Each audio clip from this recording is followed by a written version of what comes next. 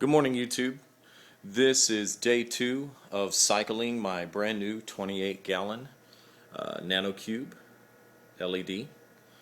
I just got into the hobby.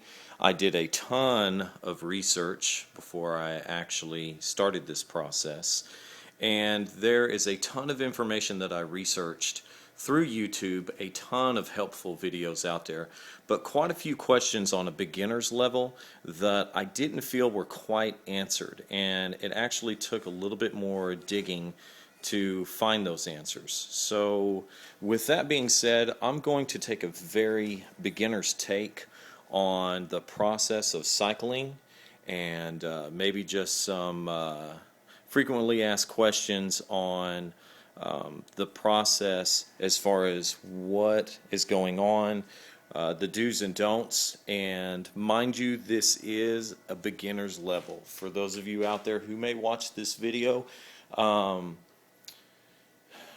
please take that in mind. We're gonna basically be talking to myself and other beginners out there that may be getting into the hobby and have a ton of questions. So first off, when you cycle your tank, and I know that online we hear a ton of people out there going, this is what I did for cycling, this is what I did for cycling. I think there's even a kid out there that stated, I didn't even go through the cycling process, but for us average Joes out there that are actually going to cycle your tank, we're going to go through a couple of processes here and steps that I took to do this. First off, this is a 28-gallon rated tank. It actually only took 23 gallons of water to fill this tank because obviously the load that is already in there. So take that into account.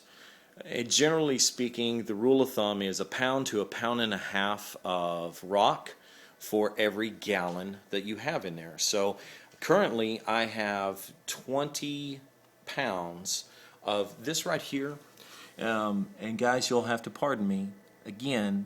This is a beginner's video, and how it was explained to be how it was explained to me at the fish store where I bought the majority of this products from is that this right here is it's reef rock. Okay, now again, I know there's some people out there that are going to watch the video and say, idiot, it's not reef rock, it's actually this. What it is it's cultured rock, man-made, that they put out into the ocean. They have ocean beds out there that are almost like farms you can think of. And they set these cultured rocks out there that are already impregnated with the color purple. Okay? So a lot of people try to get that purple algae look. They're constantly trying to get their water parameters within a certain range to obtain that quote-unquote look. The good thing about this is number one, it's not real, actual live rock from the ocean. So it didn't get busted up and ripped out of the ocean and thrown into a local fish store, and there's no telling what is in that rock or on that rock. Now I know the same could be said for this on a certain level, but the problem that you might, and I say might, have with the live rock is that actually the name live rock is kind of a funny name because it's not really live. A lot of it is dead. When you go to the store and you buy your live rock, 9 times out of 10 it's going to be back in a tank where it's not well taken care of, and I've been to a number of stores, not just one, where I've seen this take place.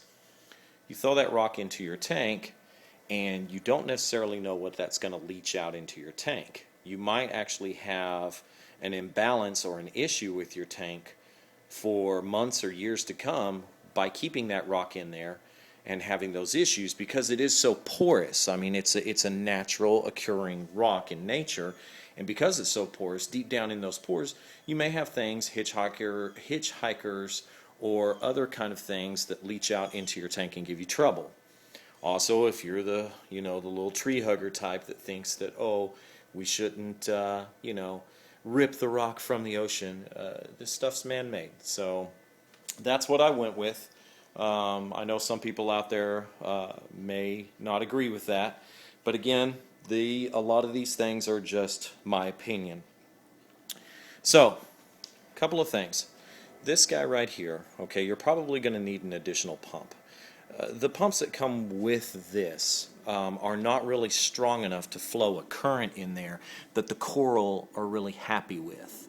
So, like in the ocean is constantly moving. You don't want a stagnant, still tank. You want something that is flowing, something that has movement in there, and that's what coral like. So for the health of your tank, it would be probably recommended that you go ahead and you purchase one of those. Couple of other things that you're going to need, obviously, get you a thermometer.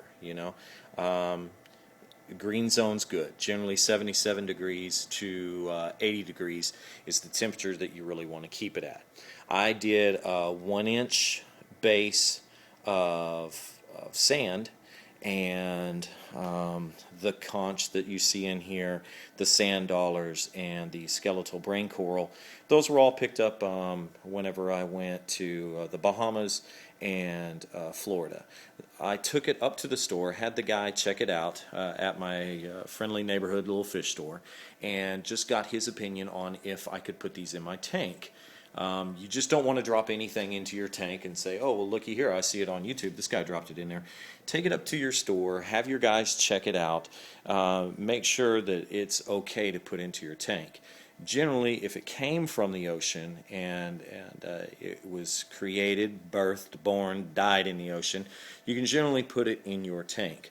Just get your opinion on the matter, or get advice from a professional.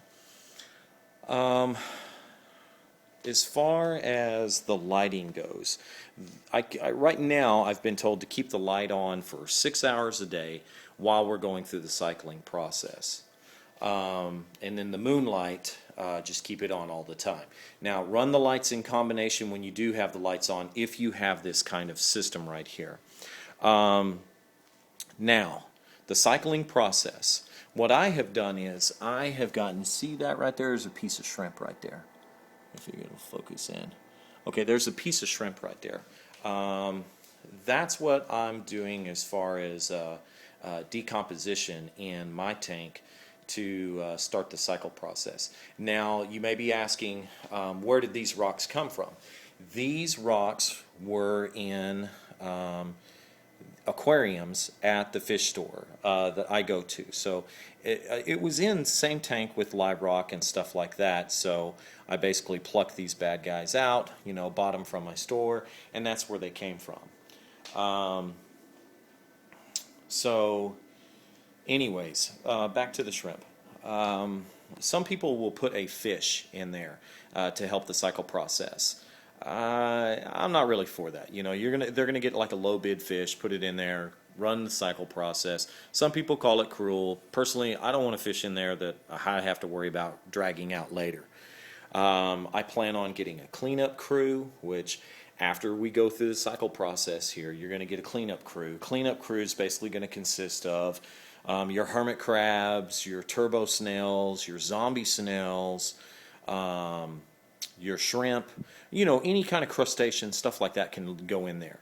So you drop them bad boys in there, and then you wait for your levels to kind of drop back down again. Okay, in your ammonia levels and your nitrite and your nitrate, all those levels you want down to a nice, good zero, basically, as I think is what I was reading. Now again, forgive me if I'm wrong on that, but your fish store can basically help you out with that. You're going to want to be getting your water tested on a weekly basis, and I will be posting a weekly video on the process of what's going on with my tank. After that, I'm going to put some zoas as far as coral goes, and some mushrooms, and maybe some hammer coral. I'm going to try to keep it down to a minimal. I don't have a skimmer on this. What I'm going to do, and guys, what you can do if you're willing to put the time in, if you don't want to worry about a skimmer or anything like that, then what you can do is you can do a water change about every 2 weeks. Take 5 gallons out, put 5 gallons in. If you don't want to mess with that, then you might want to look into a skimmer. But really on a tank of this size, it's not really, necessary. Now, some people will disagree with that. And again, a lot of it has to do with how much of a live load you're going to put in here. Again, do your homework. You may see some people that are just stuffing these things full of all sorts of stuff. And they keep a healthy tank, but, you're constantly having to work with it. I kind of want a nice looking tank that's maintenance free for the most part. So I'm going to watch my live load. I'm not going to put a huge biodiversity in there as far as the numbers go, And research your coral, because there's some coral that literally it grows like weeds, guys. I mean, coral in itself is plants. And some of this stuff, it's just crazy how quickly it grows. Some of it's invasive, some of it attacks other coral. You kind of have to watch what you have. As far as hitchhikers go, I've got a worm like somewhere in here. I've done a little bit of research on him. He's really super skinny and really long. I don't think he's that fire worm or whatever that worm is, the thick fat one that has the stingers on it that eats your coral.